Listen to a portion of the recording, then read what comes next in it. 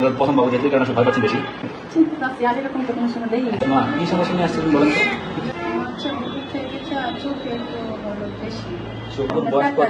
বাবুর বয়স কত জানেন? আজকে 10 দিন। এটা দেখছিলেন কবে হলুদ হয়ে যাচ্ছে ব্যাপারটা? আজকে 2-3 দিন হচ্ছে, কারণ 7-8 দিন থেকে এই সমস্যাটা হচ্ছে। বাবু কত মাসে হয়েছে জানি?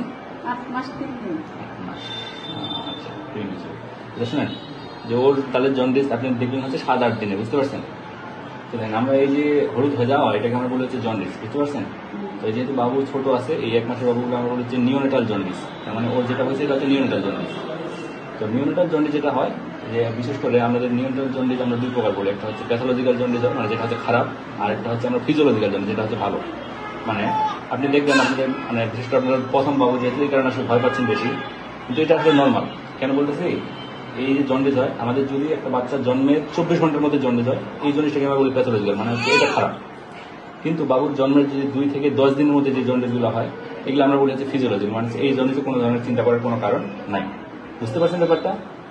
এই জন্ডিসটা হওয়ার কারণ কি হয়, এটা আমার কারণে বাবুর যে যদি দুধ কম পায় অথবা বাবুর যদি বয়স, এই যে আপনারা বললেন যে বাবুর কম বয়সে বাবুর জন্ম হয়ে গেছে, এই কারণে এই এটা হতে পারে, বুঝতে পারবেন?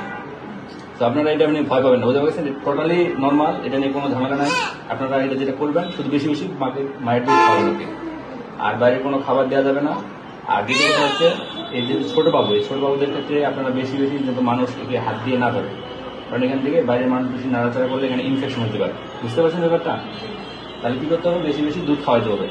আর এর যে জন্ডিস, এই জন্ডিসটা আমাদের আসলে হাতে ট্রিটমেন্ট অপশন অনেকগুলো আছে। এর মধ্যে একটা হচ্ছে যে ফটোথেরাপি আমরা দিতেছি, লাইট দিলে এই ওর যে হলুদ হয়ে যাচ্ছে এটা বিলিরুবিনের কারণে হয়। তো এই বিলিরুবিনটা বের হয়ে যাবে, এই লাইটের মাধ্যমে বিলিরুবিন কনভার্টে বের হবে। আরেকটা অপশন হচ্ছে বেশি বেশি দুধ খাওয়াবেন। দুধ খাওয়াইলে ওই বিলিরুবিনগুলো এমনি বের হয়ে যাবে, বুঝতে পারছেন? তাহলে আর কোনো টেনশন করার কোনো কারণ নেই। চিন্তিত নাকি এটা নিয়ে? চিন্তা করেন? হ্যাঁ, দেখেন নাই এখন প্রথম দেখতেছেন আপনার আশেপাশে বাচ্চাগুলো দেখবেন, এটা আসলে প্রতিটা মানুষেরই হয়। যতগুলো বাচ্চা হয় অলমোস্ট 80-90% বাচ্চার আসলে এরকম সমস্যাটা হয়। মানে 100টা বাচ্চার মধ্যে 80 থেকে 90টা বাচ্চার এরকম জন্ডিস হয়। কিন্তু জন্ডিসগুলো কারোর ক্ষেত্রে একটু কম হয়, কারোর ক্ষেত্রে একটু বেশি হয়, এই হচ্ছে সমস্যা। কিন্তু সবার ক্ষেত্রে এই জিনিসটা হয়, বুঝতে পারছেন? তো ভয় পাবেন না এটা নিয়ে, ঠিক আছে? আর ওর যে জন্ডিসটা হচ্ছে এটা টোটালি ফিজিওলজিক্যাল জন্ডিস, মানে টোটালি নর্মাল, এটা নিয়ে কোনো টেনশনের কোনো কারণ নেই। যদি জন্ডিস ভালো পাবেন কখন তাহলে বলবেন দেখি।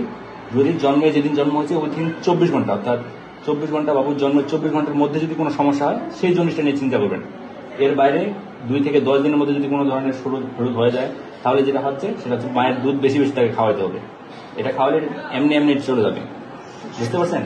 17 নিয়ে গেছিলাম, বুঝছেন? যেদিন হয়েছে ওই